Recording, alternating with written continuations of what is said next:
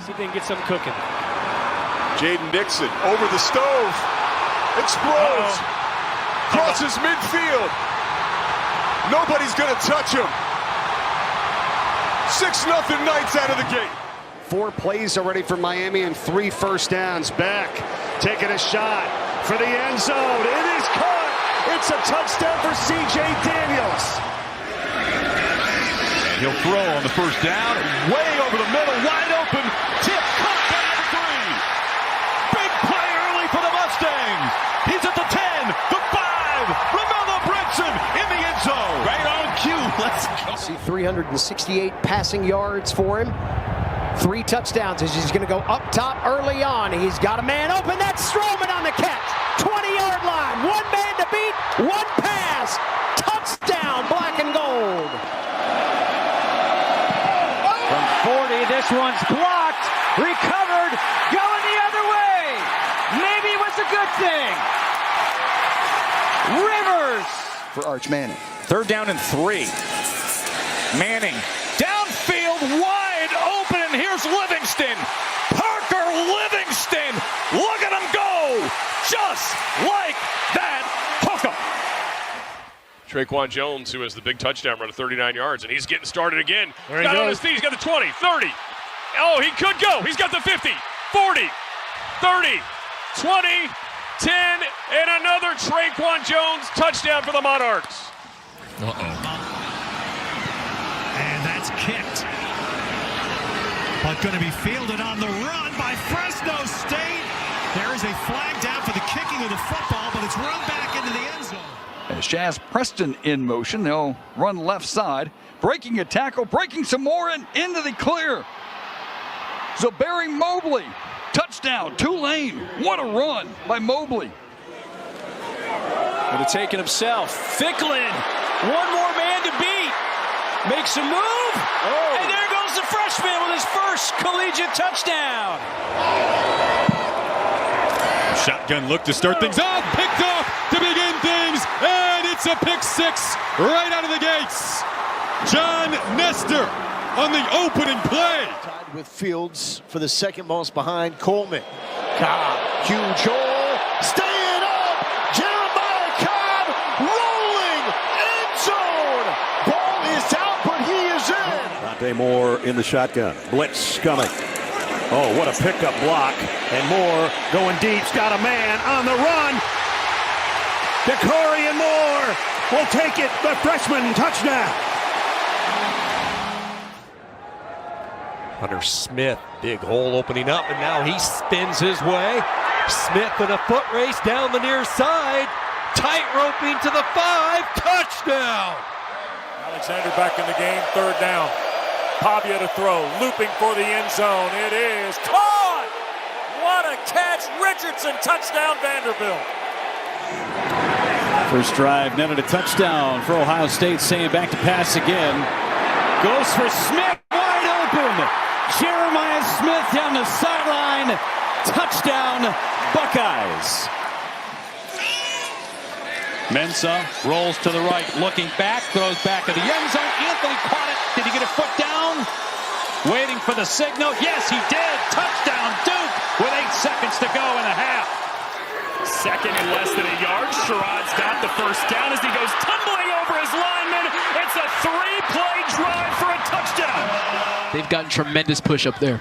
This is one of the most satisfying things for a coaching staff is to have the ability to put in your backups. Ryan Poe, whoa, a forearm shiver, and he's off to the races for his first career score. 4 of 31. That's 77%. Green going to keep it himself. He's also got good straight line speed, trying to run away from everybody. He gets to the 10. Taylor Green to the house. Mallory under center with a couple of tight ends in the game. With time, great pocket. Spiral, run, flag, he caught it! How did he catch it? I don't see any reason why they can't if the offense continues like this under Joey Aguilar. Buying all kinds of time. Now directing traffic has Mike Matthews. Jump ball. Matthews makes the catch. Touchdown, Tennessee, on a 53-yard bomb by Joey Aguilar. 50 pounds out of Atlanta, Creekside High School making a play. As the Bulls go quick, Brown coming near side. Pass is caught, Keyshawn Singleton. He will go untouched to the end zone. Touchdown, South Florida. 66 yards, and they have the lead at the Swamp. To get back and get his kickoff. That was actually Hassan Wilson who's into the game, and Wilson has some room, and he's out across the 20. Here we go. Can Wilson go? He's out across midfield. Odom's gonna escort him into the end zone. Touchdown, UTEP! On 2nd and 5, little inside move to Bernard, and he's got to the outside, and he's got another score. 16-yard. Here it goes. Here's pinned back. Baker throws wide open. Busted coverage. And it's a Louisiana Tech touchdown on 3rd and 17. Devin Gandy was wide open. Montez retreating. That one's batted. That one's picked. And we got action in Lubbock. Skyler Gill Howard. A big man touchdown. Didn't expect for him to play. He's out there on the field. Missouri goes quickly. Pabrula can run, and he cuts it upfield. Drop the football. Scooped up by Austin Alexander for a touchdown. Manning with time, but does he have an option? Gonna run now, and he does so inside the 10, turns the corner, keeps his balance, and scores. The athleticism of Arch Manning. Hunter Smith, big hole opening up, and now he spins his way. Smith in a foot race down the near side, tight roping to the 5, touchdown. Michigan football here. And off and running. Haynes in the clear. Justice Haynes in a foot race. They will not catch him. Michigan, lightning strike on the first play of the half. 75 yards. Motioning the running back to empty right there to uncover the defense. Shot downfield. It's reeled in.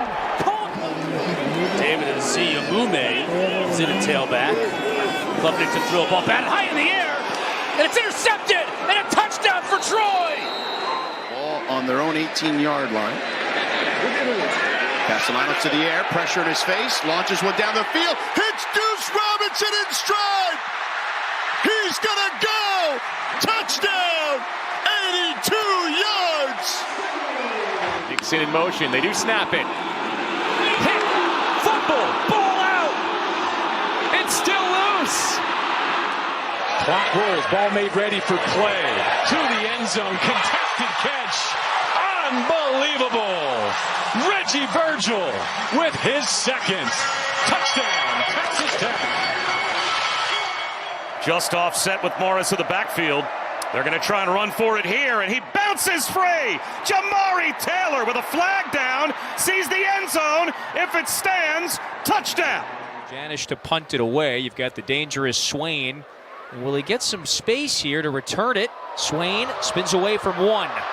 Reversing field. He's got a lot of blockers on this side. The dangerous return man took one to the house last week. Swain does it again.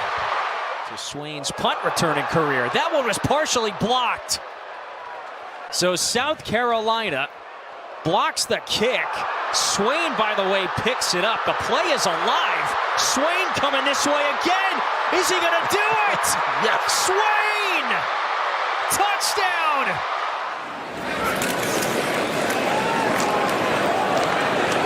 Roebuck spins free. Desmond Roebuck, the freshman receiver, breaking outside. Roebuck, nothing but green turf. And now in the purple, touchdown. Barnett from his own end zone. He lost the ball. A.J. Green falls on it. For Northwestern, the quarterback. Penn State takes over after the 4th down stop. And look out. And goodbye, Kaytron Allen. Hello, end zone. Mojo in motion now to the bottom of your screen. Pressure up the middle. Picked up initially. Crowder's going one-on-one to the corner. And it's incomplete. No, now it's intercepted, they say, off the deflection. Ricardo Jones is able to pick it off the deflection, and it's Clemson ball. Second down at 7 from the 28. Brock at the floors, and he did it again. Threw it away for another pick six. This one's Peyton Woodyard. Ashford hands. What a cut to find the opening, and away he goes. Damon Claiborne, untouched, to the house. More carries than he had before. Mayamba back to the air. One-on-one lane. Oh, no. Chin with one hand. Ridiculous! Jacoby Lane!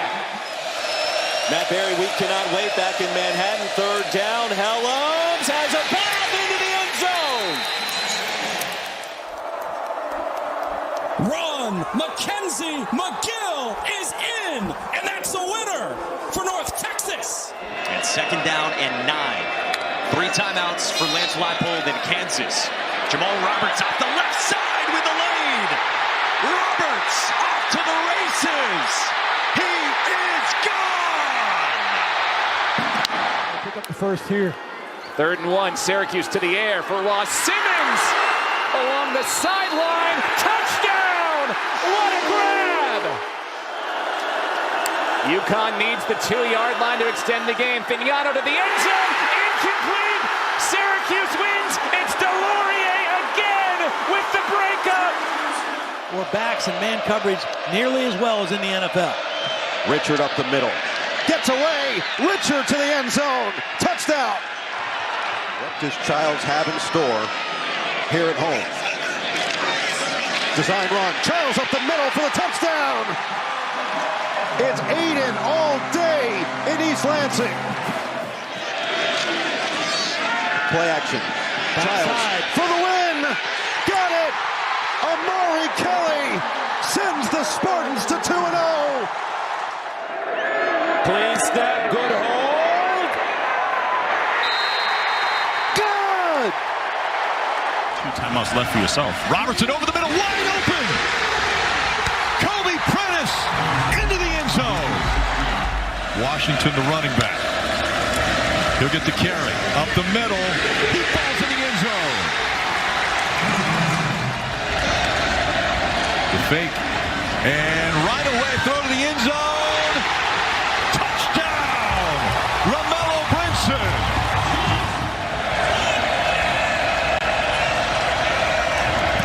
Kick is up. Looks like it's going to be wide right.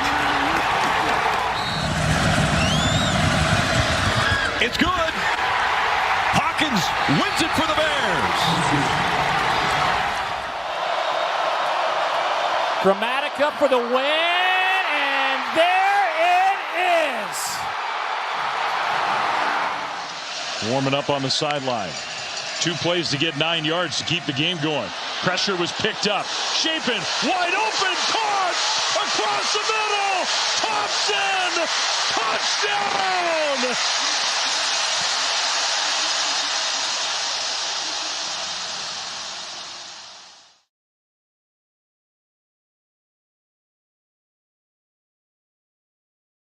These people don't give a shit.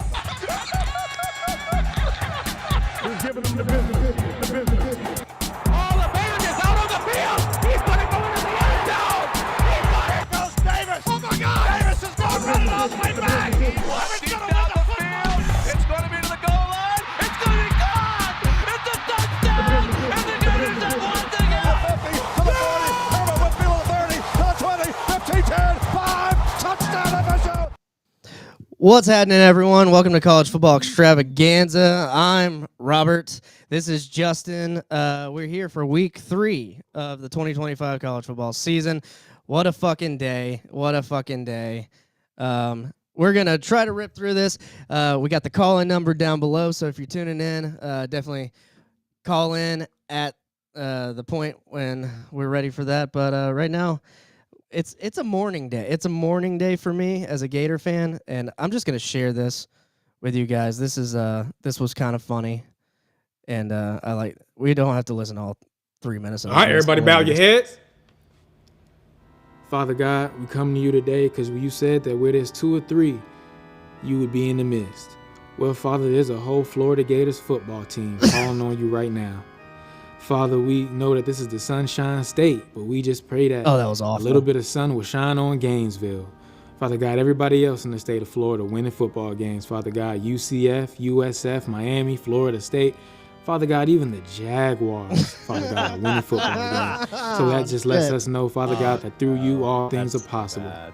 Father God, you said in your word, Isaiah 41:10. Yep. I think we lost sound. Strengthen us, that you would uphold us. Oh, did you fuck with it? Hand. You fucked. Father God, we pray that you would strengthen the quarterback's right hand, Father God, and that he would be able to throw it to the same color jersey, Father God. Pray for DJ Peters, Father God. Father God, we pray to anybody right now that doesn't even have their head bowed or their eyes closed, Father God. A non-believer, Father God, that you would just rebuke them, Father God, remove them from the program, Father God, and relieve them of play call. Something's going on. Test. Let's get back to it. Chat, let us know what's going on with the audio. There's something going on with the audio here. Can you hear yourself? I can hear myself. I can hear you just fine, but I don't hear myself at all. Which one did you plug these into? 2.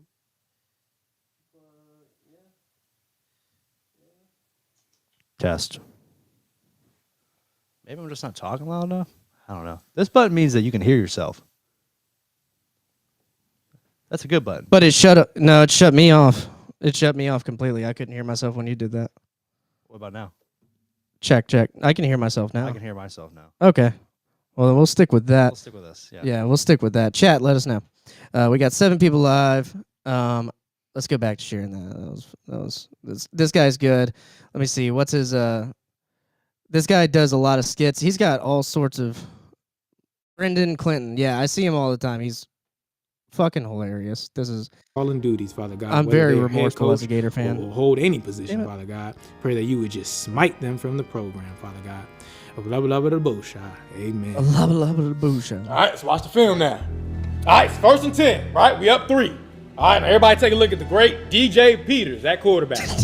Oh my God, I'm DJ Peters. But you could just call me Anthony Richardson Jr., right? I'll roll out like an album. Got a guy wide open in the flats, right? But forget that. I'm just pissed down my leg, throw it across my body like a man bag. Just launch a Cuban sandwich right to the defense. Interception. Oh, all right, let me just say this. Right, I'm happy you coaches had to take that walk of shame out the press box. Right? Look at your heads hanging lower than fruit. Right? Right? Because y'all doing these boys a disservice. That's why they texting our recruits. Right? They trying to save them. I mean, just look at this picture, guys. Right? We got guys looking at the sideline, guys coming off the field, right? Just disorganized, disorderly. Too soon. Right? It's just like a young boy concert. Right? They snap the ball, catch us sleeping like Fred Hampton, right? Throw it up, right? Receiver takes it to the house like a booty call. Touchdown. All right, and this is just the most egregious play of the day, right? 2 minutes left in the game, all right? We're trying to get these guys off the field, all right? We got selfish players like Davis, all right? They want to spit at people and get penalized. Call him out. All right? That's all. I mean, he hit him. He always hits the nail on the head. Oh yeah. On those. I mean, the game itself was just utterly disappointing. Oh, what is going on with my shit now, dude? We're gonna have to go back to the house setup. Why is that? This is ridiculous. Look at this. Just bring your PC in here, man. You need I need an Ethernet cable for that too. Really? Yeah. We could still be live. I don't know. So first things first, let's talk about the Gators and that disappointing loss, because that was probably the second biggest upset, because I think Mississippi State's upset over Arizona State was the first. But I don't know. Maybe it was bigger. Maybe it was bigger. I called it the week before. I said, hey, South Florida looked great against Boise State. And Byron Brown looked good. Now, for the most part, Florida kept Byron Brown bottled up for most of the game. I think he had 53, 52 yards rushing, something like that. And one of those rushes were for 20 yards. So for the most part, I was not disappointed with the defensive performance. But you gotta ask yourself, like, the mistakes that you made were critical, right, on defense. The substitutions, I think, cost them. The substitution on that long touchdown pass by South Florida, that cost them. I can't even see what's going on here. Let me Just poor games. Sorry, folks. If you can still hear us, we're gonna have to reset because I don't know if we're even broadcasting right now. Let me look. Yeah. You check on the. Let me look.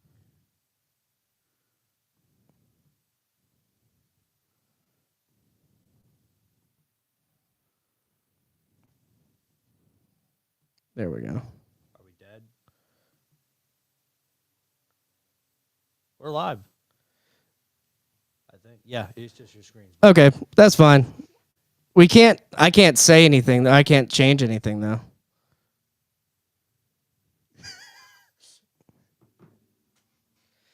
You update your laptop and this is what happens? That's fucked up. That's crazy. Well, we can talk about the audio then, or we can just talk and they can have the audio for now.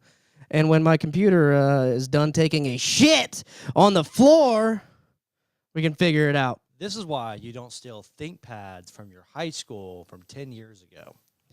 Or 12. This is a new ThinkPad that my boss got me. There's no such thing as a new ThinkPad. This is They're all old. This is the new one. Yeah. We're going to we're gonna instead of getting a gun today, maybe I should have got a laptop. Yeah, tell everyone about your new purchase today, Rob. Well, as you know, today was an eventful day around the country. I've been meaning to get one for a long time anyway, so This is what inspired you. yeah, I mean, well, not just this, but like last week with the bus and shit. I mean, we did the Swampcast last night. If you listen to the Swampcast, I mean, maybe some foreshadowing went on there that was not good, but I mean, I've wanted to buy one for a while. It was a good deal. I got like $100 off. Got like a Diamondback 15, kind of like an AR-15. Did you tell the guy why you were doing it today, or just? Well, that is not why I did it. Got it. It's almost like the breaking point. You know, it's like I need some sort of a weapon. Mm-hmm. And that thing looked badass, so I was like, yeah, I'm about to rock with this thing. All right. Yeah, I guess you guys are only going to get the audio. That sucks. Let me look at the show notes. Fuck this. All right. Shot game of the week. Iowa and Iowa State. Me and you. We got it. High fives. Someone's just missing, coincidentally, whenever they were supposed to be doing a shot today. Well, we canceled Monday. He was ready to go Monday. You had like food poisoning, right? No, that was him. That was him? Oh, he had I food was poisoning. ready to go. You were ready. Okay, he was not ready to go. You were ready to go. Put that juju on me. Sorry, my bad. That was last week. Yeah. But by field goal, and you know what? Vegas? You win. You win again because motherfucking three and a half. Assholes. But I took them to win in most of my parlays, but in some of them I had them at 3.5. I had them in many of my three. I lost a 8-leg because of that game. 8-leg parlay.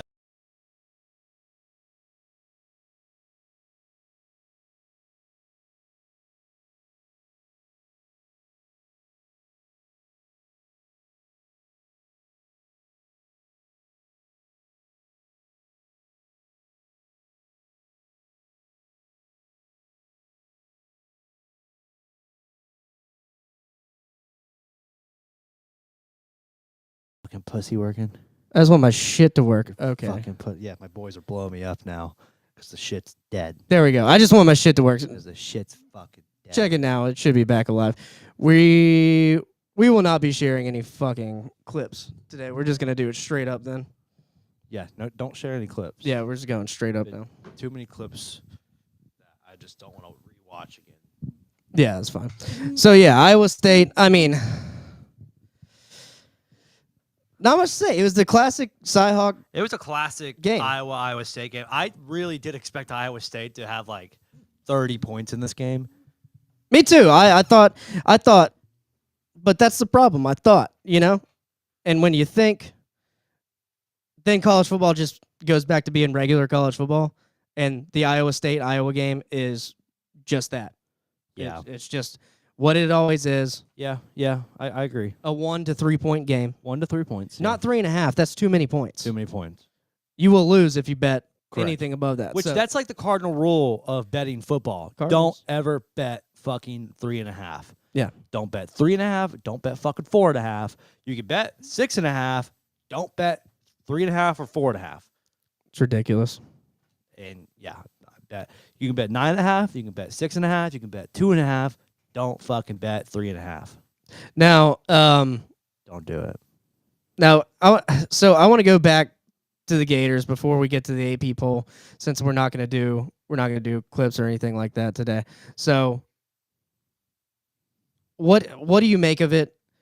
Who are you blank? Because you are kind of a Gators fan too. You're split with your fandom, but you are a Gator I fan had a as bad well. weekend overall. Like, Yeah. Ohio State won 70-0. Woo!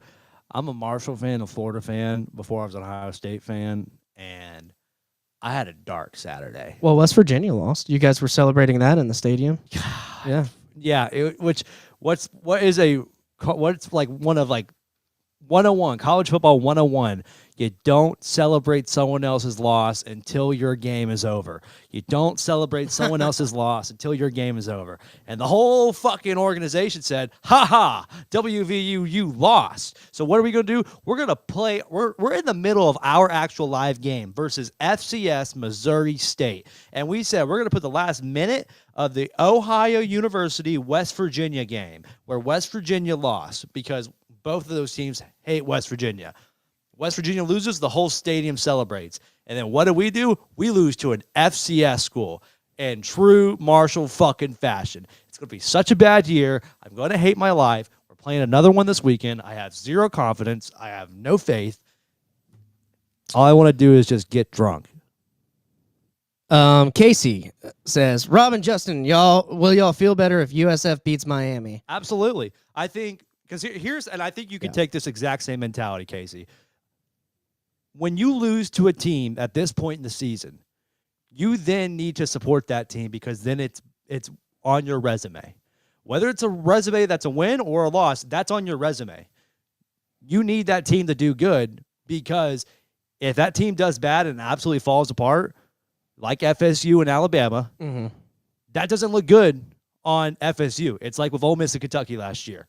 Well, Kentucky beat Ole Miss. Well, Ole Miss needs Kentucky to do good, or they're not going to be able to make the playoffs, because they're going to hold that loss against them. What happens? Kentucky sucks as per usual, and that's what held Ole Miss out of the playoffs. Just like with the USF game for Florida, if they beat Miami, first off, where do you want to see them ranked? Well, first off, I'm going to be naked somewhere. I'll be naked somewhere. Okay. Well, I'm going to be with you Saturday, so I need to be away from me. Correct. Me and Logan will be naked somewhere. I'll put that on him. No, I mean, if they beat Miami, top five. Okay, I want top 10. Because, I mean, you're 3-0 versus 3 ranked teams. But going back to your question, Casey. Me being naked is not that bad, by the way. I'm repulsed that you're repulsed. Anyways. Tell him, Casey. Tell him, Casey. Why does Casey know? He knows. All right.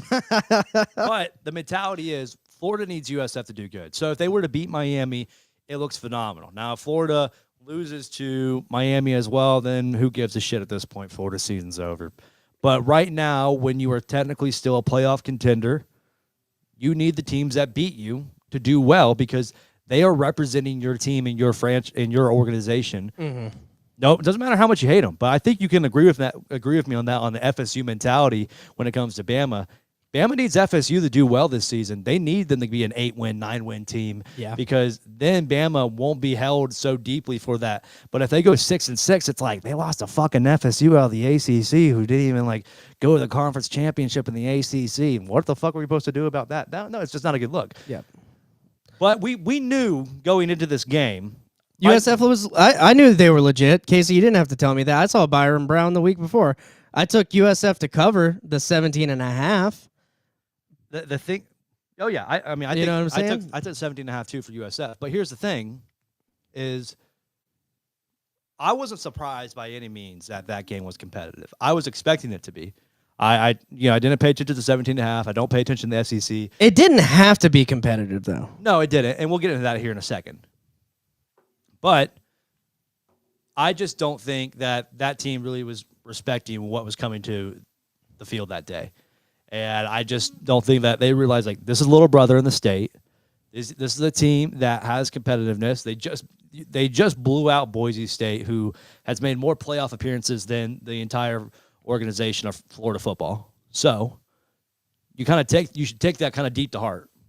Yeah. And they laid down. And then here's the thing. The game was still winnable. Even with 2 minutes left in the game, it was winnable. Here's my problem. 2.5 minutes left. Florida takes over on their own 40. Billy Napier throws the fucking ball in a little out route. Incomplete pass. Clock stop. That's 4 or 5 seconds off the clock. Right. Okay. And I think DJ checked into that one. That is the one that DJ checked into himself. And then we get into Jaden Ball run. Okay, cool. Takes time off the clock. We should have been running in the first place. Still 2+ minutes left. Snap the ball again. Throw another incomplete pass on a deep ball that should have been caught. Yeah. But falls incomplete. And you had Jaden Ball out there who had been averaging 5 yards per carry. Yeah, first drive, with 6 a carries. O-line that had a phenomenal day, actually. Yeah. An O-line that had a phenomenal day. You were not willing to run the ball with Jaden Ball with 2.5 minutes left. So what happens? You don't even get to the 2-minute timeout. You don't even use any of USF's timeouts. That's just piss poor game management. I don't care what level of football it is. That could be fucking D3 or the national championship. That's piss poor football management from the coach, captain, quarterback, any sort of play calling standpoint. That's just piss poor. And that can't be said enough. That game falls on play calling and poor game management because you should have had every chance. There's no reason why USF was giving the ball back with 2+ minutes left and still timeouts in the pocket. Right. Zero excuse. And probably if you run Jaden Ball 3 times, you're probably going to get to the point where it's like you're under 2 minutes. It's 1.5 minutes, 1:40 left. And at worst, you're probably looking at a 4th and 1 where it's just like, okay, spot the ball. Let's fucking do this shit. Go win the game. That's probably the mentality that they're carrying into that. But no, they passed when they should have ran, and they ran when they should have passed the ball the whole game. You talked about Jaden Ball run the ball from the very beginning in the first drive. He had 6 carries for 53 yards or something around that nature, right? And then you don't see him for the rest of the game, and then you get Jacoby in the game. And I like Jacoby, but like if you got a hot hand, Jackson, you know where he's from? Yeah, Pensacola. Yeah. Pensacola Catholic. Shout out Pensacola Catholic. But and then on the other side of the ball, you had Neptune, wide receiver for USF from Tate. So shout out Neptune. He did a good job on those hitch routes. Like 35 yards or something like that. Kept hitting that hitch on either it was the slot or he was the Y. He kept hitting that hitch on him. It was open for the whole game. The whole game. It was open. My thing here is I went back, I watched Brooks Austin, the film guy, and a couple of Gator film review channels just to look and see because I was like, I can't put it all on Billy because he's had some games where his play calling is on. And there were opportunities where DJ just missed. He missed open receivers. I think he's just rusty from being injured. I think the guy is just rusty and he needs some time, but I wanted to see Jones come in. I forgot his first name, but our backup come in because last game he just looked like the timing was better with him and the receivers. The rapport was better. And with DJ, it was just off. The timing wasn't there. He was not taking his dump down reads on some plays. So I don't know. I'm not going to put it all on Billy. The play calling, like you said, in situational times, bad. Here's terrible. my other situation, though. Defense. Tackling, mainly. The tackling looked bad towards the back end. I mean, there's no reason why you have a guy on a potential game-winning drive, catch a ball on a little, I forget what type of route it was. It was either a little fade route or just a little crossing route. But he gets underneath, and he goes away up the sideline, and he breaks through 3 different guys. And I think one was the D lineman, one was the linebacker, and then one was a fucking, defensive back. And each guy's just fucking lunching out with his arms, just trying to fucking arm tackle this guy. And he's fucking running full speed down the sideline where he knows he just has to brush past you. He's getting 30 yards downfield, and he did. That's a problem because when that happened, I turned the game off. I said, fuck this. If I look at my phone here in an hour and they lost, so fucking be it. I did. They fucking lost. Well, actually, I was getting many text messages after that happened. But oh, yeah. And the thing is, I'm not mad about the loss. I'm mad because it was completely avoidable. I'm always, I mean, you got to realize, before I am a Power 4 college football fan, I'm a Group of 5 college football fan. And so I always love to see games like this because I think they make college football what college football is. And that's why I love them, you know. But here's the great thing for Florida.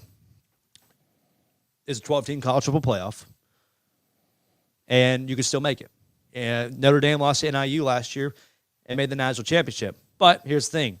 Notre Dame was playing the SEC. They don't have that schedule. Florida does. Yeah. Which right now, currently, when you look at Florida's schedule, they have 9 teams ranked in the top 25. And who knows? If Mississippi State goes 3-0 this weekend, they'll have probably 10 teams on that top 25. Mm-hmm. That's a problem. Because here's the thing. Now you're going to Death Valley this weekend. I'll say this. We've been saying all year. We're going to Death Valley this weekend. We're going to fucking Death Valley. Yeah. I've been saying this all year. We've all been saying it. Florida can get in with 3 losses. Not anymore. Florida? Yeah. No. Whenever you lose to USF, you can't afford 3 losses anymore. Because here's why. If you take 2 more losses in the SEC, here's what happens. You have 3 losses with a loss to USF. And if USF doesn't pan out how you're hoping, which is a playoff contender, that's going to keep you out. Now, you were walking this season, we can lose 3 games in the SEC. That's fine because we had this gauntlet of a schedule this year, the toughest schedule in the country. We can lose 3 games and we can still have a fighting chance to get in. That's not the case anymore. Now you have 1 loss to give up in the SEC because now you have to go 10-2. If you go 9-3 with 2 losses in SEC play and 1 loss to USF, you don't make playoffs. So now you have screwed yourself from where you can't have 3 SEC losses. You can only have 1. Right. And that's a fucking problem because there's no way in hell right now that this team is only going to have 1 SEC loss. So we can't spend all day. We're not even talking about fucking Miami. No, we can't spend all day on Florida. But I do want to end on this question to you, Justin. Is it playoff or bust for Billy's seat, or is it 9-3? Because I think if he still manages to go 9-3, he doesn't get fired. I think if he goes 8-4, they're not going to fire him. Okay. Yeah. I'm kind of inclined to agree with you with how the AAU is. Here's the problem right now. And Scott Strickland. Through 40 games, the past 5 coaches that we've had at the University of Florida, Urban Meyer, 31-9. Dan Mullen, 31-9. Jim McElwain, 22-12. I think Will Muschamp was he was 24-16. Yeah, but at least he went 12-1 one season. Billy Napier, he is 20-20. 12-2. 20-20 through his first 40 games. Yeah. That's the worst that Florida's had since prior to Urban Meyer. Never been 2-0, and since he's been here, never been 2-0. That's true too. What does that tell you though? Is that you still got the special team mistakes. He's not changing anything. He's not changing the offense. He was supposed to bring in an OC in Russ Callaway, and he's still retaining the play calling, and that's what I'm saying. The play calling in certain situations was god awful. But it's not all on him. Here's my mindset. Why are they so lenient with Billy whenever we had better guys at the helm who were not? Yeah. Dan Mullen had successful years, and we said, fuck that guy. Yeah, we're still... Will Muschamp had successful years, and we're like, fuck that guy. Billy Napier has fucking plateaued at 8-4, 8-5 for his best seasons, and we're just like, wait, give him another year. Okay, give him another year. Why are we so lenient with this guy? I don't think we are, but there's a great chance if he goes 8-4 again, I don't see where Florida's saying it's justified to fire this guy, which it's probably not, because why should we fucking restart again? I hate it. I don't want to restart again. I would rather take the coach of 8-4. We suffer either 6-6 next year or make playoffs. It's going to be one of the two. I'd rather go that route. I don't want to fucking reset again every 4 years, because that's what we've done for the past 4 merry-go-rounds, and I don't want to do it again. I just want to stick with it. But he has to prove it. But he's the one who's been the most obvious, hey, maybe we shouldn't stick with this guy. The last 3 were like, we could have probably given him another year. Unless you can get Lane Kiffin or Dan Lanning. That's not going to happen. Right. That's what I'm saying. Dan Lanning's never leaving Oregon. He's not leaving. He gets blank checks from Phil Knight. Yeah. So that's never going to happen. And I've said it way too many times. Lane Kiffin's not leaving Ole Miss unless Bama throws the fucking book at him. But they're not going to have another book to throw for a while because they're going to be fucking writing a damn $55 million check next year for Kalen DeBoer if this keeps up at the rate that we're at right now. People were talking about John Gruden even. He's wanting to get into the SEC, talking about him being the Florida head coach. He'll be in Arkansas or something. Something like that, yeah. Yeah, but I don't know, man. Tough loss for the Gators. And big win for USF. They go into Miami this week, and we'll talk about that here in a little bit. But another big upset, Mississippi State. We touched on it a little bit. They went up 17-0, and then they were down 20-17 with I think 20 seconds left to go in the game or something like that. And then 40, yeah. 40 seconds left. Threw that big, huge touchdown pass. So congrats, Mississippi State. I had them covering. I had Mississippi State plus 6.5. I had Arizona State minus 6.5. I don't know how I did on my locks last week, by the way. Yeah, no, we like I said, we'll clean it up next week and get the locks records. That's Ronan. That's Discord. Don't worry about that. We'll get the locks records going for you guys. I don't think I had Mississippi State locked in. I might have last week. But overall, impressive win. I don't know. Were the cowbells getting to Kenny Dillingham? What's going on? I just think Mississippi State's a tough place to play. I think it's one of the most fun places to go to in the first half of the season because there's still high hopes and energy for good football. And you know what's funny is they have a $500,000 fine that they have to pay, and that's probably the last team in the SEC who should have any sort of a fine because they definitely are not generating the revenue to pay off $500,000 fines, and they're definitely not going to as the season goes on because, yeah, they beat Arizona State, but they're still probably going to be either have one win or no wins in SEC play towards the end of the year. Hell, they might get their one win versus fucking Florida for all we know right now. But the thing is, huge win for them. Applaud them. Great game. That's exactly what you want to see. But we saw a lot of games last week. Well, let's see if we can share this from the Mississippi State game. The tweet says Mississippi State might be America's football team.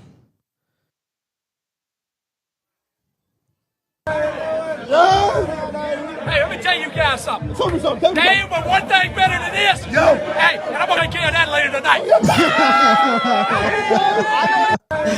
Oh, that's fucking hilarious. Hey, let me tell you guys something. Tell me something. I mean, they fucking earned it, dude. What do you want to say? They fucking earned that victory after a long, they go 2-10 last year, just like FSU. I think they went 3-9. 3-9, yeah, tough year last year. Jeff Levy, yeah, I like him. I mean, coming in for Mike Leach like that, what are you gonna do? He won't be around much longer, but good for them to have some fun this year. And I don't know. We'll see if he keeps winning like this. Why not keep him around? Good on them to have a big SEC win against a ranked opponent, because that's the type of energy that the SEC portrays itself as, like, our bottom teams will beat your best teams, which we saw best teams going at it week one, and that was not the case.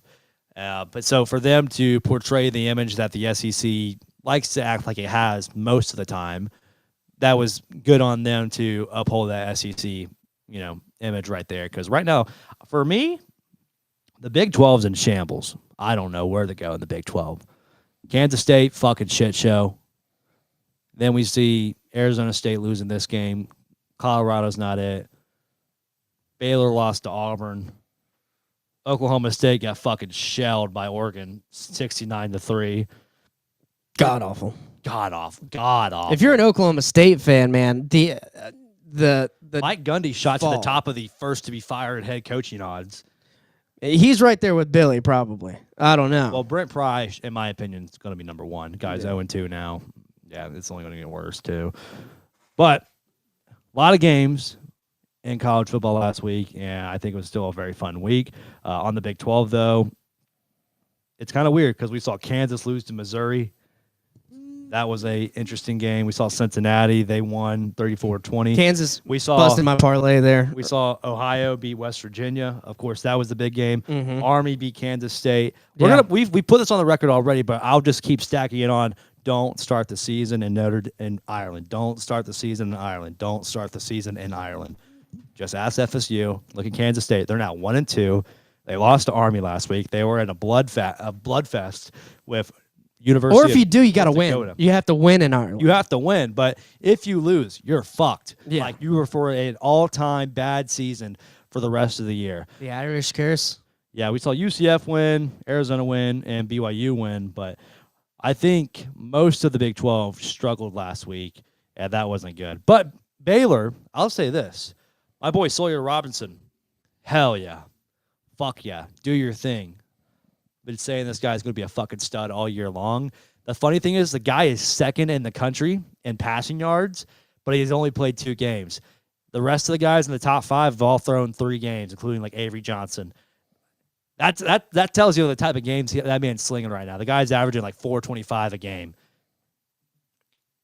It's insane. I have a clip from this game. So the refs all around the country this week pissed me off. They had a big chop block miss call at Mississippi State. I think the refs had a couple calls against Florida that the OPI was just completely egregious. And then this ref just outright tackling the guy and then letting the play keep going. Like, even though he's not, something has to be done with review to where you can review penalties or something. I know some people are like, hey, don't call for that. It's gonna lengthen the game. They already take too long on reviews. But to me, you should be able to overturn something egregious. I'm not saying this is one of those things, but this is crazy. Like, look at this. Look at this.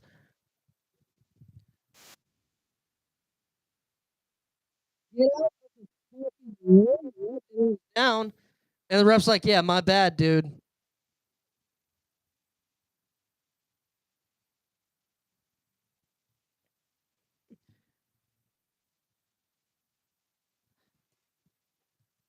Like, this is ridiculous. Plays like this, ridiculous, but also silly in the game. Do you just not care about my clips? Is that I was what the watching your fuck? clips, You're man. on a Snapchat? All right, whatever. That's fine. I saw the clips. Does not give a fuck about my clips, chat. It's crazy. It's crazy. No, I get no respect. Oh my gosh. He put so much effort in today. I got no respect. Yeah, no, all went down the shitter. All right. Well, if you pay attention to the show notes, we do have the game of the week to talk about. Mm-hmm. Oklahoma and John Mateer look great. I'll say this. Michigan did not look that good, though. At times, they definitely were not flashy. I think the only great about this team is Justice Haynes. But I think Justice Haynes even realizes that this is not Alabama. This is not going to be good. Hey, it's kind of funny. You know, Michigan's head coach is now starting his suspension this week for the next 2 games. They got Central Michigan and then Nebraska. They're using Biff Poggi or Biff Pog. What's his name? Biff Poggi? Yeah, we'll go with Pog. Poggi? You're going to go with Pog? Or Poggi. I don't know. He's a college football phenom, though. Look at this dot, though. Evades the pocket. Climbs up in the pocket. Breaks a tackle off a free corner or a free linebacker. And then throws an absolute fucking piss missile. That's a great fucking play by John Mateer right here. Steps up. Yeah. Strong in the pocket. I mean, that's a beautiful ball. That is a tight spiral. I could watch this all night. It's beautiful. It's beautiful shit right there, Justin. I mean, I've been saying going into this season, the 2 guys who were going to surprise a lot of people, 3 guys who were going to surprise a lot of people were John Mateer, Sawyer Robertson, and Damon Williams out of Washington. Damon still has to prove himself a little bit. I think the other 2 have been very valid takes, and I think John's played great, and I'm excited to see what they're going to do going forward.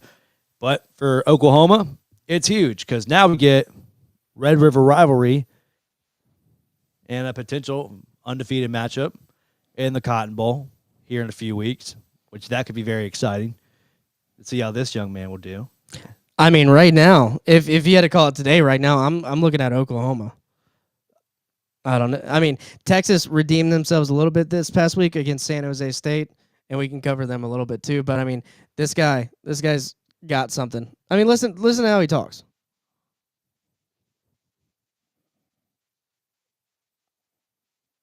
He's fast.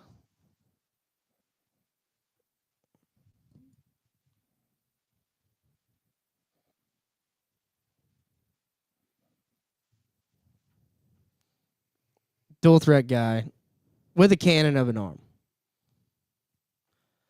Yeah, he didn't get to use that very much in Washington State. They like to use him to scramble a lot. Mhm. They didn't let him throw, and now he's finally getting the chance to throw, which for Brent Venables, this is gold because Brent's like, yeah, if y'all fucking just shine on offense a little bit, I'm going to be great on the defensive side of things. Mano a mano, we're going to have a great time. We can go out there and win ball games, and Oklahoma can hopefully compete this year, which football's better when Oklahoma's good. I mean, it's just one of those programs. Football's better. I like it better when Oklahoma is good compared to when you take over for a second. We got the opposite side of the field on that game. This is Bryce Underwood. And I'm not sure what was going on here, but it looks like maybe some leadership, some discipline going on. He's getting into it with his teammates on the sideline. So same game.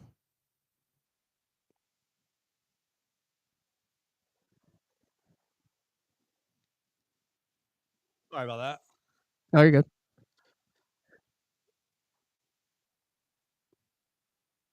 This shit was stupid.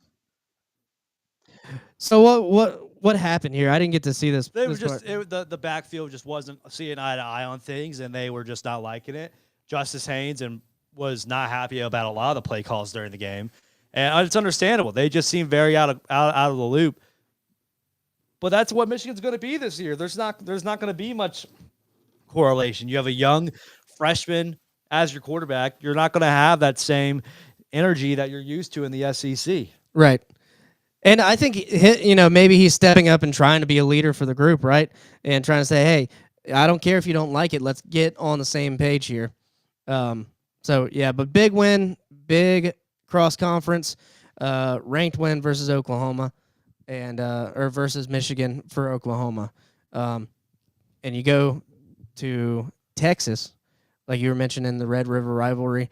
And I wanted to ask you this because I saw Sark. Sark had something to say. He might be covering it up, or I actually interviewed a Texas insider yesterday. So on this, okay. So yes, I'll speak on it. Okay, so here we have a zoom in of Arch and that weird kind of throwing motion, the Uncle Rico throwing motion that everyone's kind of dubbing, but he kind of grimaces.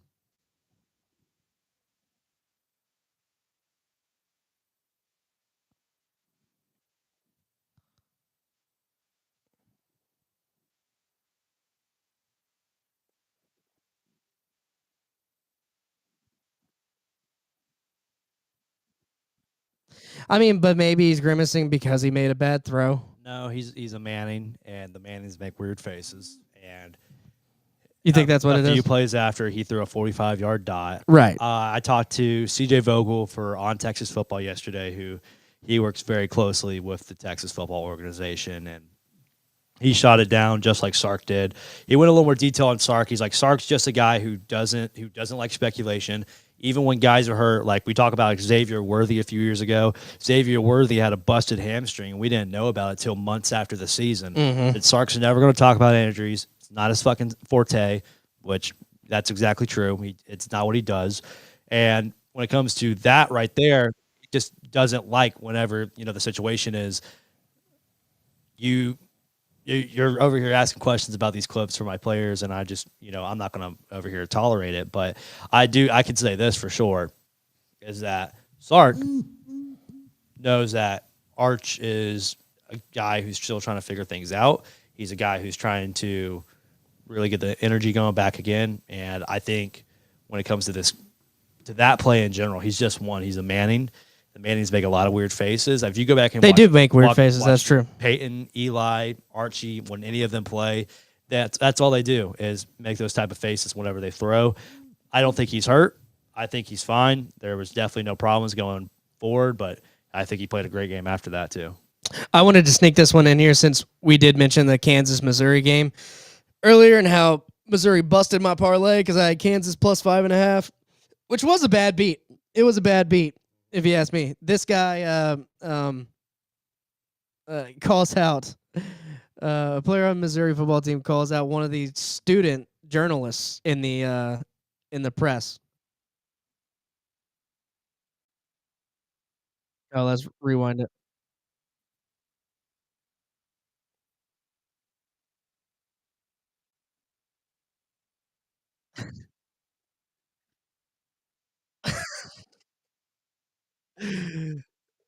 Well, what would he say to us? What do you think he would say to us? We took Kansas. I think we both took Kansas. A lot of people took Kansas. I mean, that was definitely the better bet, but Mizzou, they showed out, played a great game. They were able to dominate, and I think that was a competitive matchup. It was the border rivalry. It's one of the closest like rivalries over the years. I think it's like split right down the middle after that game, or split between a game, one of the two. But overall, you got to be impressed with Bo Pribula. He's playing good football right now. Jalen Daniels, he played good though too, and I think it was through and through. Like that's what you wanted out of that game. That's what the hype was for that game. It was like, oh, it's two unranked teams. Like, no, this is a dog fight. Yeah. So that I wanted to highlight that. I also wanted to highlight some cool atmospheres. I mean, you got modern day college football at its finest these days. One, I wanted to highlight Nebraska, but then Auburn showed up and showed out. Like, this is a crazy atmosphere. I want to go to a game in Jordan Hare Stadium so bad after watching this. Same with Nebraska. Nebraska looked good too, but this was just absolutely bonkers, dude. Like, I don't know if you saw this clip out of Auburn with all the lights. I mean, they're becoming like almost on the level of concert events. Auburn, or in my mind, and Trevor can probably back me up on this, is that they have had one of the best game day atmospheres in general. Which that's not talking about what they do like as a stadium or how many people they hold. It's just putting on when you build a game day atmosphere. This is basically your team of, whether this is your SIDs or just your broadcast students. It's just putting on a good game day atmosphere, which that's what they've had for the past 3 years now, of the light show, the swag surf. They've done it all, and I think they kill it with that. But yeah, they've been elite for a while now when it comes to that. I think they were one of the first ones to really get into it, of creating like a very cool like game day atmosphere. Now we're seeing places like LSU they have a great one. Bama has an awesome one.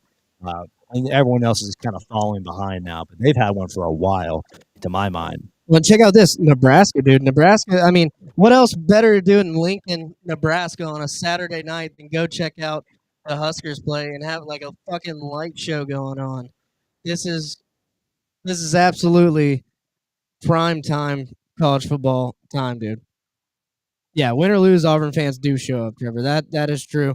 I mean, they lose a lot, but they still show up. You're right. No, I mean Auburn this year not losing a whole lot. I mean Auburn, one of the dark horse teams, right? This year. I mean, after beating Baylor, they're looking good. I wouldn't want to play them. I'll tell you that much. I mean, I was pretty set on Auburn losing that game to Baylor. Yeah. But you're about to see one. Jackson Arnold is about to return back to Norman here next week. And I think that's just going to be a funny little performance, because if Jackson's not able to throw, which Brent Venables is going to make him fucking throw, if he's not able to throw, then they're screwed. I think they're not going to do much. I mean, the Baylor game, that was not some Jackson Arnold, grade A performance of like he won that game for them.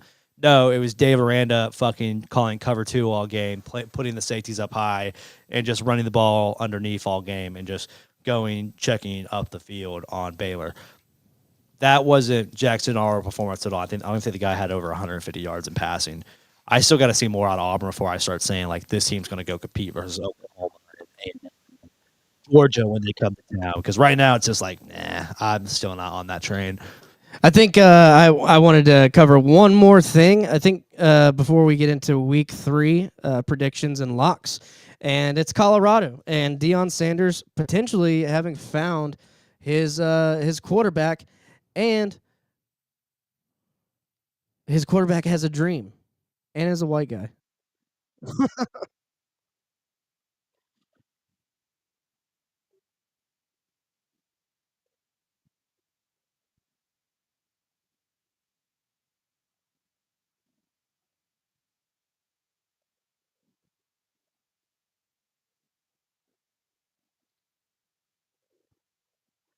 I had a dream.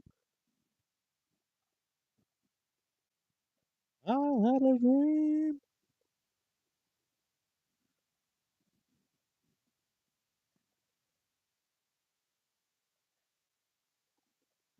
I had a dream.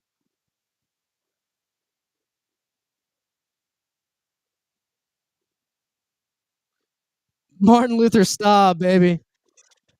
Martin Luther Staub. He had a dream. That is one of the great Deion Sanders quotes. Look at him smiling, dude. That is hilarious. That is amazing. I love it. If there's something about Dion, he'll play and bathe in a gimmick. That's for fucking sure. Martin Luther Staub. And then I mean, he's calling audibles. He had his guy, I think Sincere, is his last name, wide receiver Sincere on the outside. He had a press coverage. He sent him on a go route, just a quick go route, and he hit him wide open. They talked about it in the presser. He said, "Yeah, if you're pressing Sincere, we're gonna hit you." So the kid knows how to play ball. Colorado might have found a quarterback when they were rotating. I think 3 guys at the time. So 3 guys on rotation. Now they might have found a guy. We'll see. All right. That brings us to no. You want to keep Vandy and Virginia Tech. Oh yeah. So Vandy, I mean, this was a big game for Vanderbilt. Just the ability to score 40+ points is not something you typically see. Diego Pavia, 12 of 18, 193. Pavia also 61 yards on the ground. Through and through, great game by them. They were trailing at some point in this game. Yeah, they were trailing. I mean, they were down, I think it was 10-0. Yeah, they were down 10-0 and then 17-7 and then 20-10. And then Vandy just said, "Fuck yeah, let's go." Yeah. And they turned that shit up. That was a great game. Also, UCLA and UNLV. UNLV beating UCLA. Fucking let's go. Yeah, I think I do. I have a clip on that game somewhere. I can find it. Amazing win. And this is why I'm starting to feel good about my Dan Mullen takes all these years. I'm saying, hey, I didn't like us firing him, and here's why. Hey, he's winning ball games with UNLV, and it's his scheme. He's an offensive guru. You can't sit here and tell me that Dan Mullen is not an offensive guru, man. I mean, guru. And his team, short of that first game against Idaho State, they're playing good. Now, I saw Tennessee social media saying no trade backs, no givesy backsies. And I think they're happy with Aguilar, and I think they're leaving Leave at UCLA.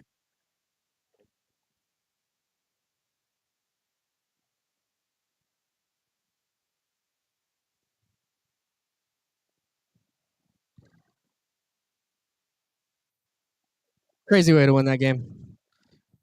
What a game. What a game by UCLA or by UNLV. I think the big loser right now in college football this year is going to be Nico. I think he's just been going through it, not able to win games, just getting blown out, and then you're losing to UNLV, which is just like, how the hell are you losing to UNLV? Yeah, UCLA. Oh man, that's an ugly situation we have going on over Big there. fall from grace. I'm with you. All right. Let me make sure we didn't miss anything else. I think we're fine. Long Island University did get their first Division I win over Eastern Michigan after losing to Florida, so there's that. Tulane did beat USA 33-31, so close game. I think South Alabama covered that one, and they go to Auburn this week. North Carolina gets their first win under Bill Belichick, 20-3 at Charlotte. Oh, does not look that good. And we covered West Virginia loss. So, yeah, there we go. I think we're all caught up. Now. Illinois beating Duke. That was the nice Oh, yeah. Yep. everyone was high on Duke, man. I felt People like are Illinois was still going to win high this. on Duke. I don't know what's going on. I don't know either. Why are people so high on Duke? Like, even Logan, he's just like, yeah, give me Duke over Tulane. I'm like, why? Yeah, Like, Mike what have Elko's you- what have Mike you Elko's seen? gone. Duke kept it close a little bit, and I'm not even that high on Illinois. I think some people had them in their top 10 this week. I don't have them in any sort of top. I don't think they're a top 10 team, but that's just me. I mean, we'll see. I could be wrong, but Illinois did run away with it there in the end, but it was close for a while. Yeah, I made money on that game. That's one of those games. I think that was one of my locks. I made money on that. That was nice. So we're good. And like I said, this week was kind of hectic.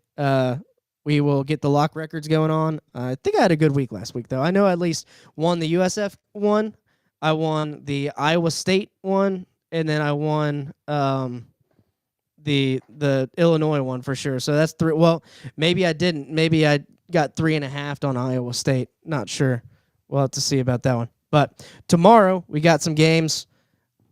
The first one, NC State at Wake Forest. Wake Forest does not look that good, man. I gotta say right here, I'm taking NC State to win this one. And let me know how you feel. Let me know if you feel different. But the spread on it, let's see. The spread on it 7.5. I thought it was 6.5 earlier because I might have locked them. I might have locked them in. Yeah, it's 6.5 right now. So 52.5, 6.5 point spread. I already did a Hard Rock 5-bet lock, so let me see. No, I saved it for someone else because I didn't want to. I hate having a lock on a Thursday, I guess, but this was like borderline lock for me. I think NC State is gonna handle the Demon Deacons. Yeah, I have nothing to say on it. I mean, it should be a pretty handled game by NC State. So You got nothing to say? yeah, I mean, it's just Who cares? I hit a soundbite then, but it was cares? It was shut. There you go. That's a soundbite. All right. Friday night, Indiana hosts Indiana State. This one, if you're looking at spread, I think the spread's like 44, minus 44. Indiana could get them, but that's a lot of points. Colorado at Houston. That'll be a fun Friday night game. Do you want to take a look at that one? I just don't know enough about Houston. There's just not much there for me except for Connor Wakeman. You know, that's all you got there. Colorado's dogs. Yeah, they are, and I still don't know where they're going with their quarterback situation because it seems like we're playing our third string. Well, they just found MLK Shaw or whatever the fuck his last name is, dude. He has a dream. MLS. Yeah, he has a dream. That's a dark one. That's you're hopping on. Good job. We need a fucking ice. Oh no, that's ALS. My bad. Never mind. I mean, I don't know. I might just bet Colorado just for the fun of it, dude. Fucking do it. But you know, if I'm gonna do that, do it. If I do that, you definitely tie it in with Arizona versus Kansas State. Kansas State favored a minus 1.5. Yeah, what? I mean, what's the disrespect here to Noah Fafita here? Like, That's what doing? I'm saying. Like, the guy who's like third-year starter at Arizona. This is his fucking program. Yeah, what's with the disrespect here to Noah Fafita? I don't get it. It's at home. It's at Arizona. It's a West Coast night game. Also, did you see the Michigan State USC games being played at 11 p.m. Eastern time? What? Yeah. No. Yeah. That's ridiculous. They need to figure out this Pac-12 Big Ten merger. The time, dude, go back to the old Pac-12, please. Please. Geography matters in this sport. I'm just saying. I don't hate it. I don't hate that there's a big Big Ten that just swallowed the Pac-12. But at the same time, I just I redid my custom conferences in College Football 25 the other night. I just remade the Pac-12, added some other teams. But nonetheless, Arizona gets the win over Kansas State. I'm gonna make this my first lock. It's not in my parlay here, so I'm gonna have to drop one. But I am locking this in, or my first lock of week 3. They are dogs at home. I don't know. What? I don't understand. I don't understand. Nothing to understand. Okay. I'm just checking. I'm just making sure. I'd take Zona, though. I mean, for sure. I think you got UCLA, New Mexico. UCLA only favored 15.5. Who knows what's going to happen in that game at this rate? But Saturday, baby. All right. What do you want to look at here? First game here. Oregon Northwestern. This is gonna be another lock for me. After seeing what the Ducks did to Oklahoma State, I'm not trying to disrespect Northwestern and their defense. I just think I love Dan Lanning's offense. I love the Ducks. They're looking like, if not the number 4 team in the nation, they're looking like the number 1 or number 2 team in the nation right now. Give me the Ducks. Give me the Ducks to cover the points. I think they can do it. yeah, I'll take Oregon to cover on that one too. You know, lock them up. Oh yeah, that's double locks on the Ducks, which traditionally means bad luck for the Ducks. But hopefully we'll turn our season around. That's fun. You know what I'm talking about? We'll see. I mean, dude, 63-3? Oh, they're putting points up. I don't know what you want me to tell you. If you don't like money, don't take the Ducks. If you like money, take the Ducks. This one's interesting. Clemson at Georgia Tech. Another 11 a.m. game. And, man, I want to lock this in, but I think this is going to be my drop. I'm taking Georgia Tech to upset Clemson this week. It's in Bobby Dodd Stadium in Atlanta. Clemson put a stinker. They put a stinker on the field against Troy, ended up pulling it out. I mean, Georgia Tech's got the right mindset, though. Huh. So why do you like Georgia Tech this week?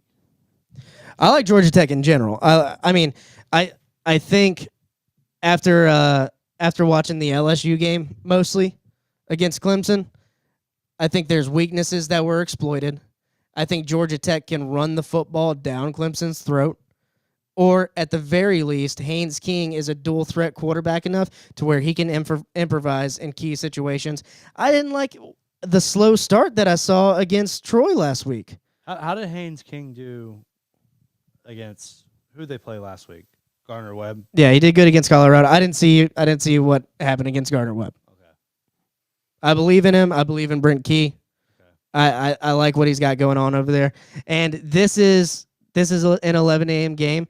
I would hope that as the number 12 team in the country and you already got one loss, you would get up for it.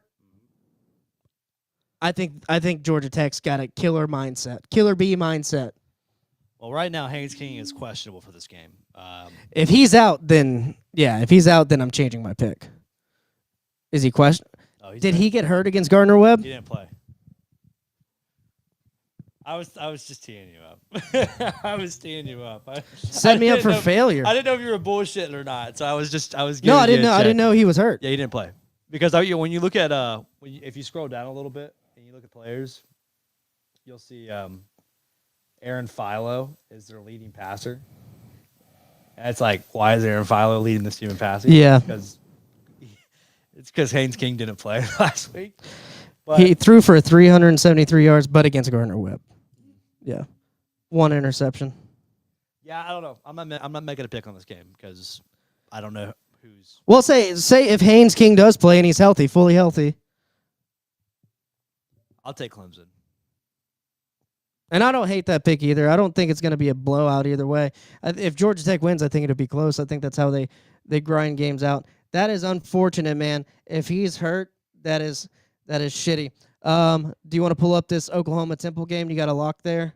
No locks there. I got Oklahoma winning. That's a lot of points. The spread's 21.5. I don't really know if I want to lock that one in. Wisconsin coming to Alabama this year after they went to Camp Randall last year.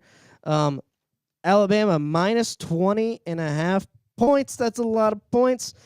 Do you think Alabama's ready to go now? Absolutely. Do you think they look good last week? They look like they're getting back to their normal selves. Normal. That was everything that you would fucking want if you're an Alabama fan. I mean, it's Louisiana Monroe. We got some Alabama fans. I don't give feel a free shit. to feel free to call in now if you want to explain what's going on with Alabama. This is the time to call in. I mean, Ty went 19 for 19, 73 points on 73 points against an FBS team. Right. Like, oh yeah, Ohio State scored 70 against Grambling. Oh, FSU scored 77 versus Texas A&M Commerce.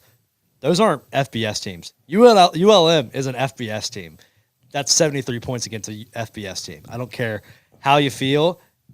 Grambling, A&M Commerce, that don't mean shit. Are you going to lock in the points?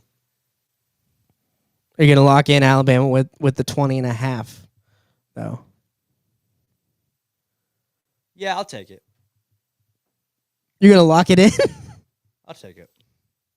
Don't make me peer pressure you into locking the Tide.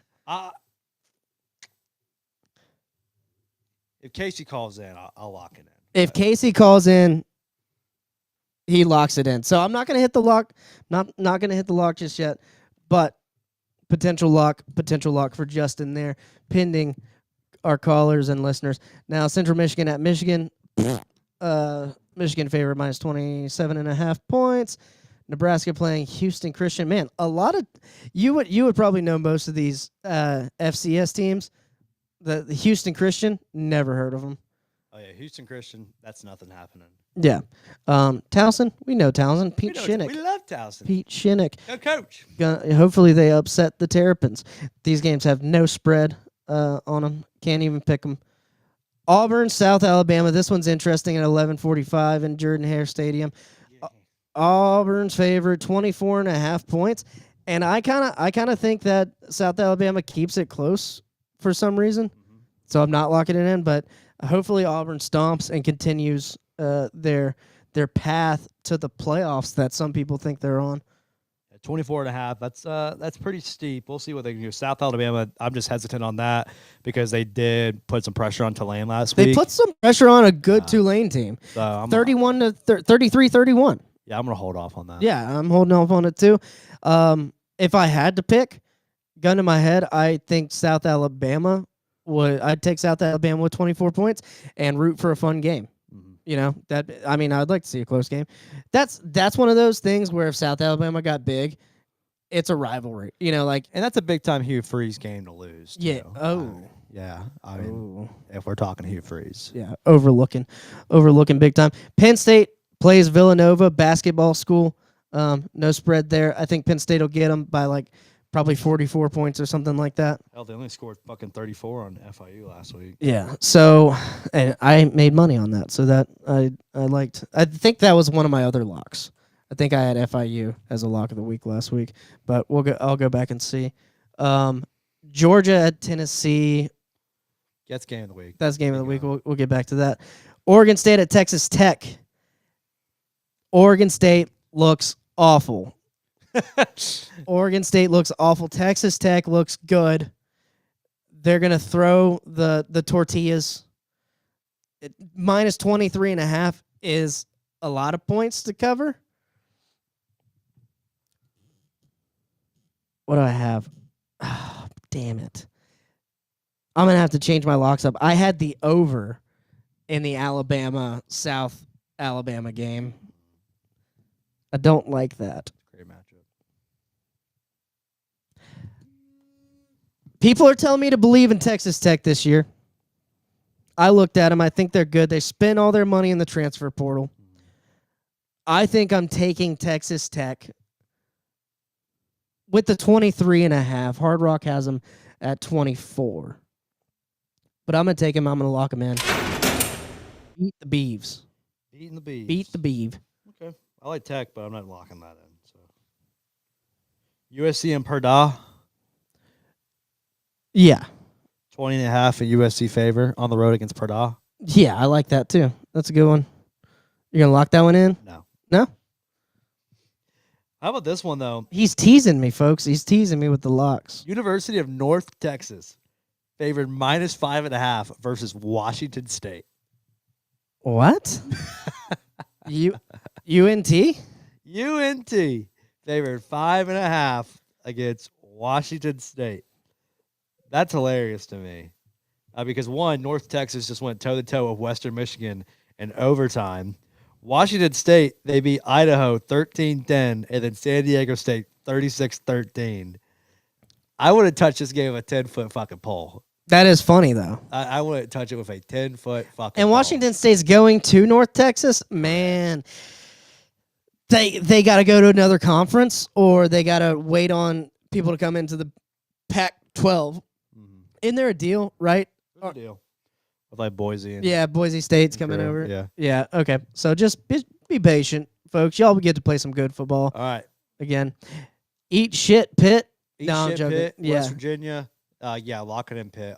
I'm also locking in Pitt on this one after seeing what West Virginia, what the entire state of West Virginia is Fuck doing. off. Yeah. Fuck off. Yep. So sorry, bud. Marshall and West Virginia just not looking good. Pitt's gonna come in town. North Carolina gets Richmond. 6.5 versus West Virginia. I mean, yeah, I'll take that all day. Yeah. If we're playing anything like that. They look like they just literally don't have a quarterback. They looked lost. Like they were trying to drive down the field. They had no idea what they were doing. It looks bad. It looks bad. All right. Bill Belly's getting the second win over Richmond. Cincinnati's going to get a second win over Northwestern State. UTSA over Arcanarnet World. Toledo over Morgan State. That's your team. Yeah, Toledo. Yeah, solid defense.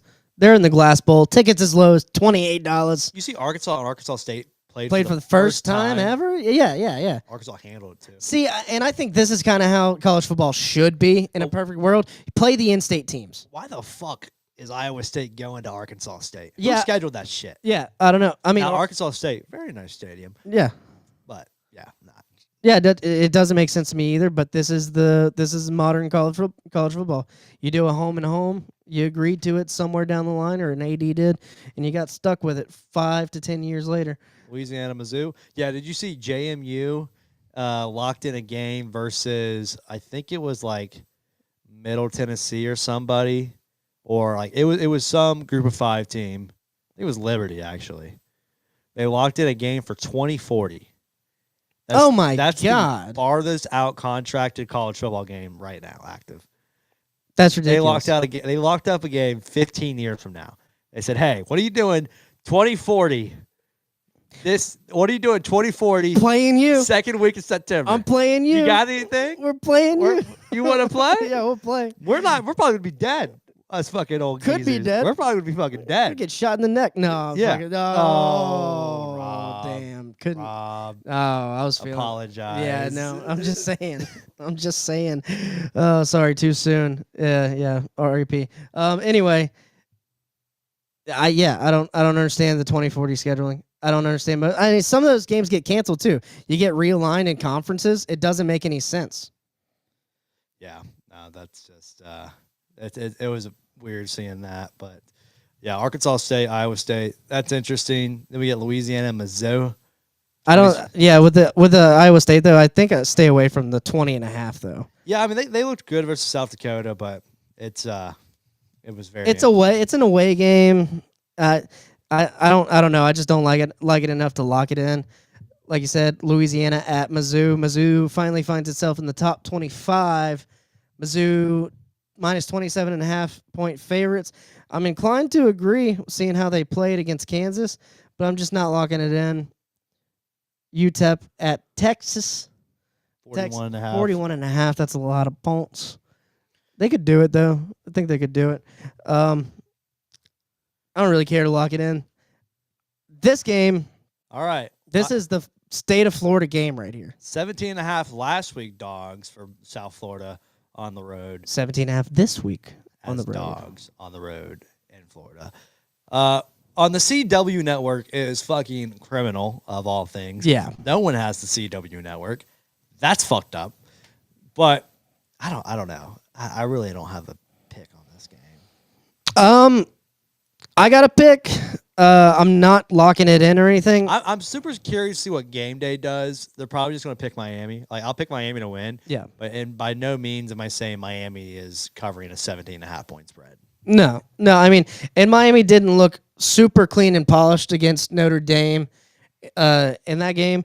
And South Florida, like we talked about at the top of the show, Florida had missed opportunities that they could have capitalized on, and it could have been a 17.5 point game. There's touchdowns that were called back. There's wide receivers that drop ball, tight ends drop balls, touchdowns that were wide open, missed. But I don't think Carson Beck is going to miss the opportunities that DJ Lagway missed against South Florida. Okay. And that's why I could see Miami covering it. If I bet on any side of it, I think I would go with Miami covering. Yep. But I'm just, that's probably the safe bet, but I'm not going to go there right now. No, but you got Miami winning. I got Miami winning. Yeah. I think we're done talking about South Florida being in the playoffs. Maybe not. Maybe they win out, and then we still talk about them being in the playoffs. If they have one loss, they'll make it. Yeah. But, I mean, overall, exciting for them that they're ranked and get to go into Miami and potentially be world beaters. Byron Brown has to go absolutely off if they win. If they win, though. Whoa. Oh, we got Florida Atlantic at Florida International, and that's a rivalry game happening in Miami also on the same day. Give me FIU on that one. I'm not gonna Pitbull bet Stadium. that. You got Ohio. Your Marshall guys are playing Eastern Kentucky. Yeah, they're literally giving away tickets. So Ohio at Ohio State. Ohio State's minus 30.5 point favorites. Give me Ohio State 30.5 lock. We're locking them in.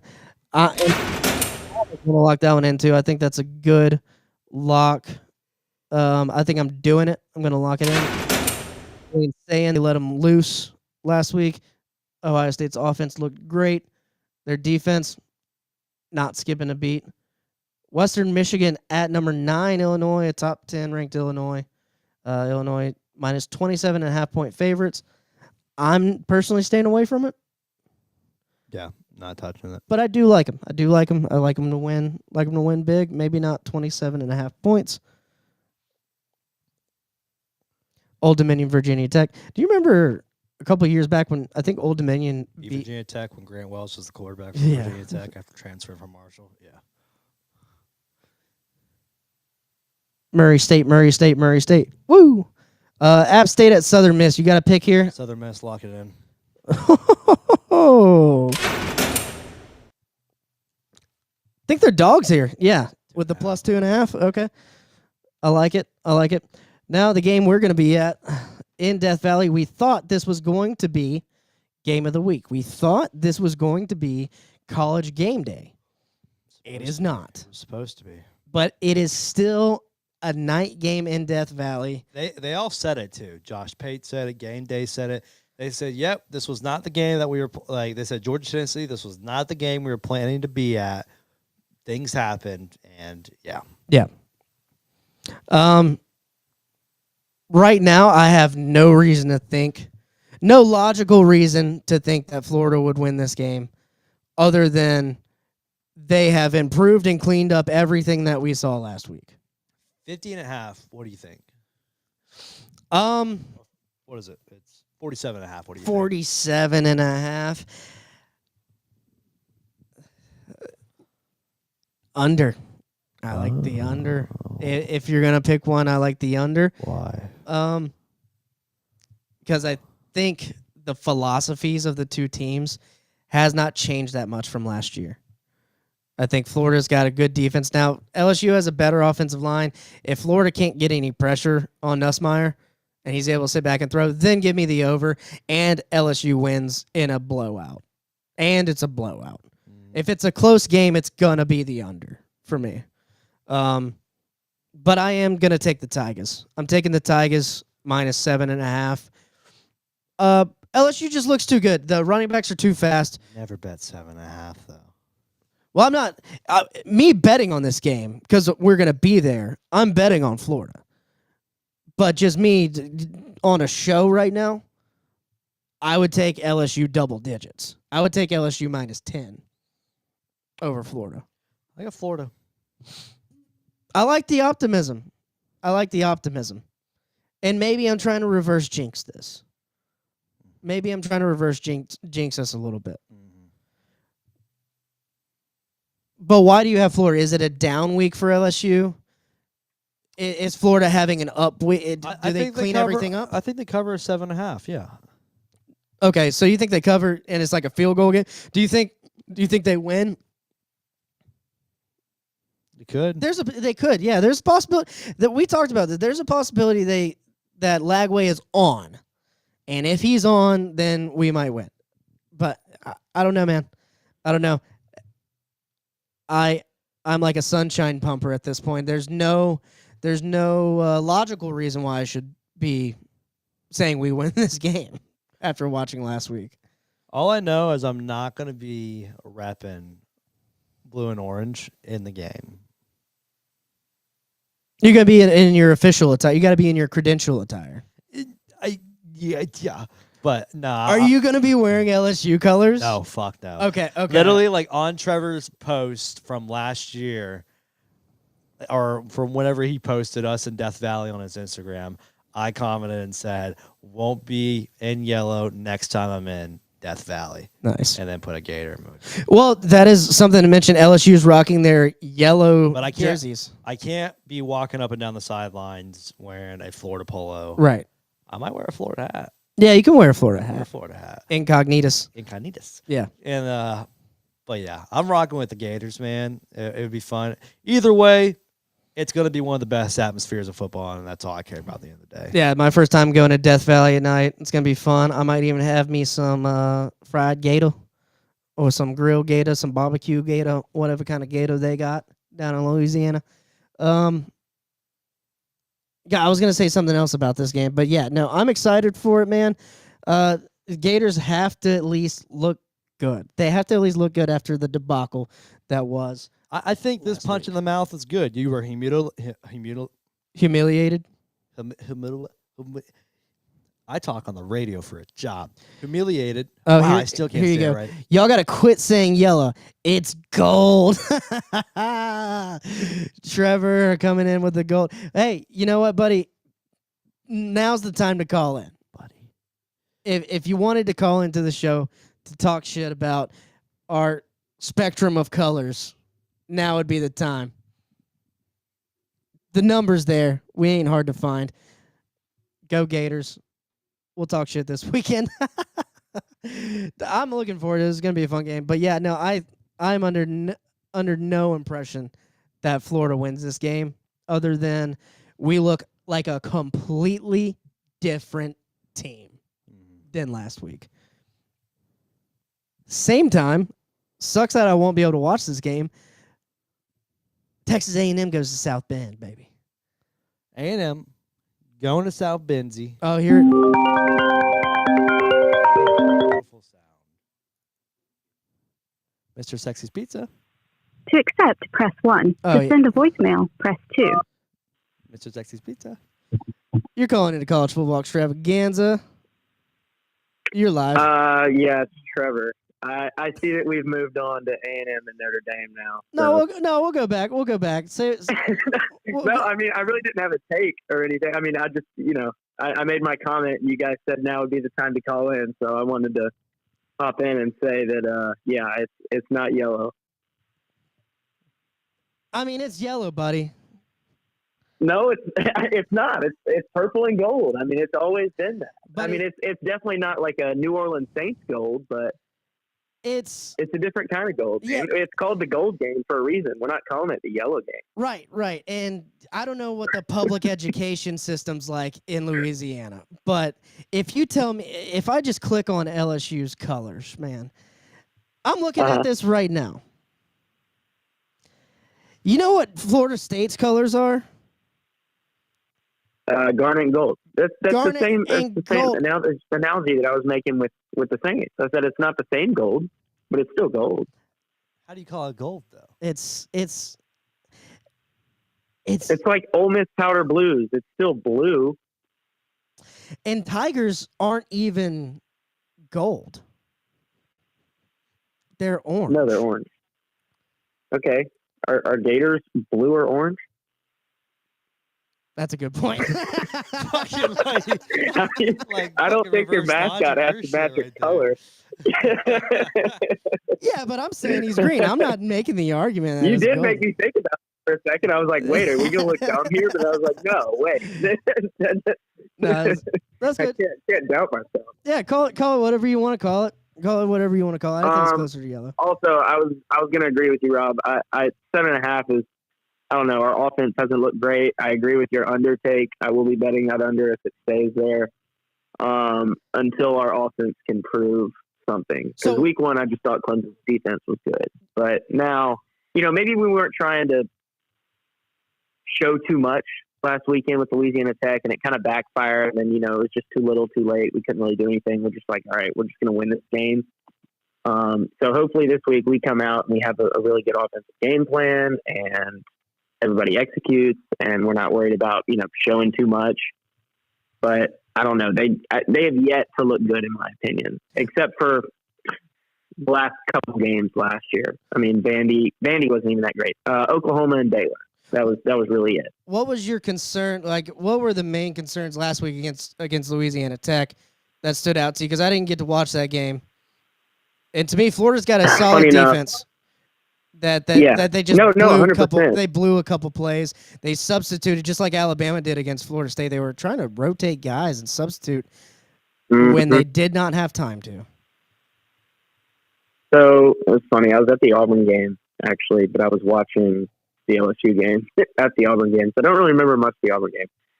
But first play of the game, our best offensive lineman, Braylon Moore, sprained his ankle. So that just kind of threw the whole offensive line for a loop, I feel like, and we just didn't have a good offensive line game. We really couldn't run the ball.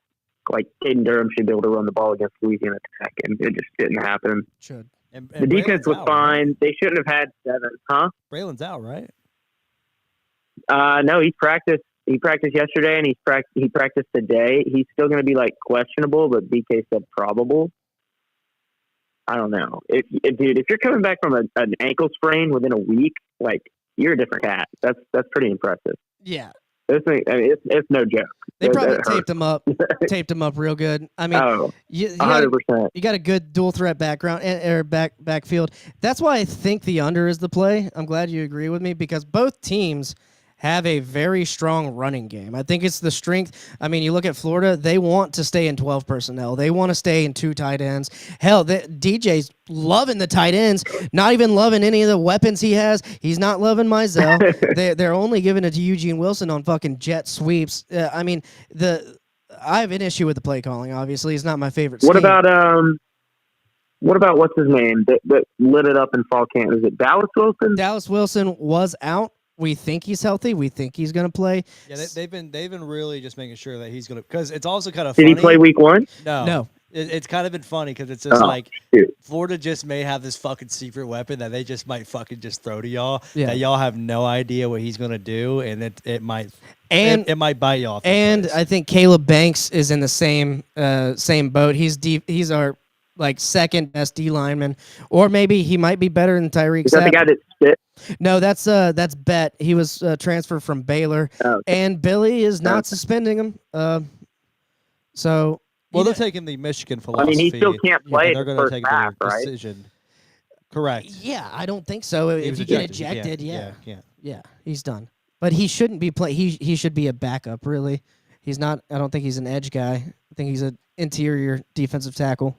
So, Trevor, who's going to be in attendance when it comes to the celebs in Death Valley? Who do you think? Shaq.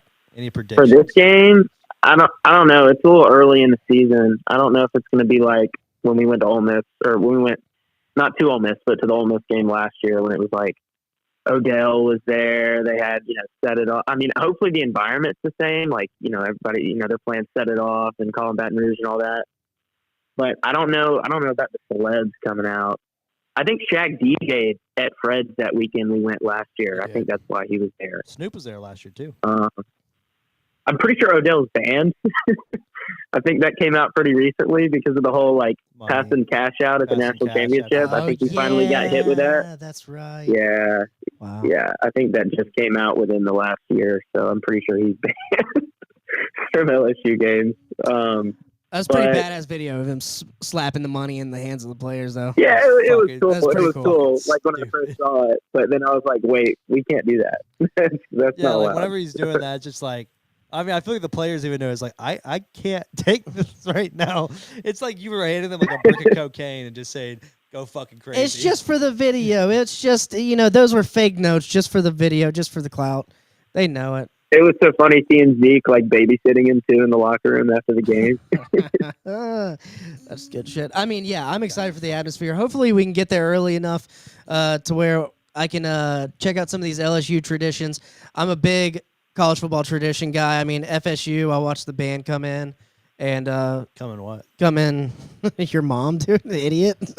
No, come in the stadium, and there's several other traditions around the stadium that happened before the game, and I'm not sure what LSU does, but I'm sure you guys will show us. Yeah, we don't do anything like special, like like my favorite thing, like pregame tradition is the Eagles flying before the Auburn game. Like that's just unmatched. It's so cool. I want to get in there early and see it every single time.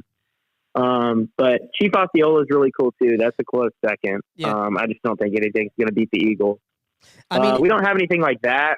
We just have, just in terms of entire game day, the tailgate atmosphere is great. I like seeing them walk down Victory Hill, like they unload the bus and, they have the band play coming down and everything. If Mike the Tiger gets loose and somehow choose Billy Napier's offensive play sheet, and then Russ Callaway has to call the plays for the rest of the game, I think that's what I want. I want to see the Tiger get loose and chew up Billy's offensive play script. That way he has to. I feel like Mike's pretty chill. I feel like even if he did get loose, he would just be kind of like he's just chilling. He's a chill kid. Yeah. Okay. As long as we don't bring in some fat, stupid Tiger from Florida and stick him on the sideline for the game, it's a complete bad luck charm.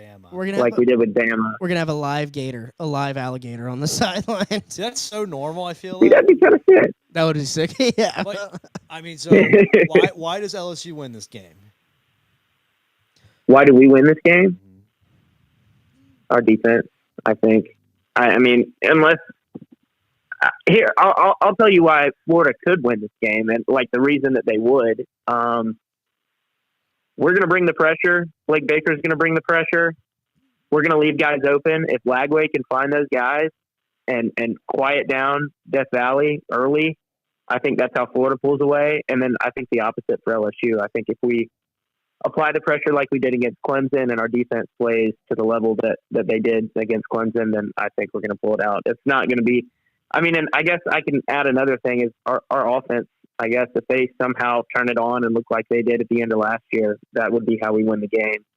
But, Garrett's just got to look better, in my opinion, especially with what he's being hyped up to be, Yeah. Yeah. I like that our run and pass game is balanced now, though. It's not Garrett throwing 50 times a game. It's more like, 60-40.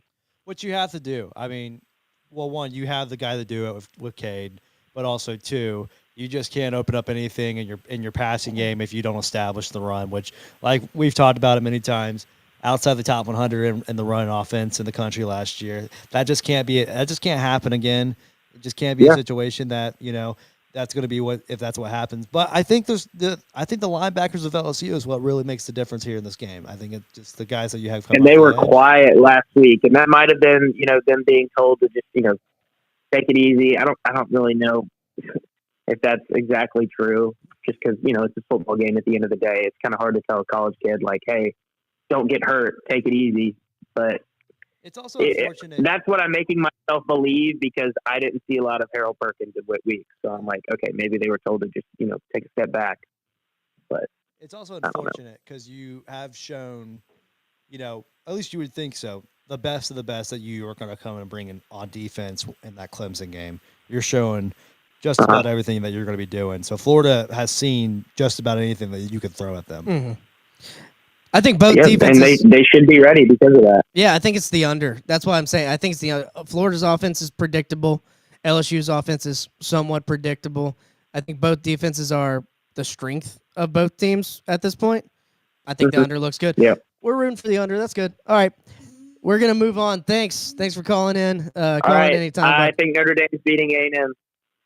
That's all I gotta say. Okay. Yeah. Thanks for having me, guys. Heard. All right. See you.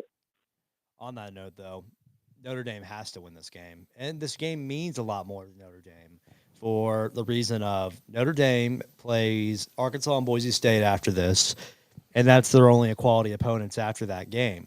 For this game against A&M, one, they won this game last year, and it's a great matchup. They beat A&M, which was probably their best win of the season last year. For Notre Dame, though, they have to win this game because they don't really have anyone else that's going to shine on the paper after this game. And if they were to lose this game, they'd be 0-2 with losses to Miami and A&M.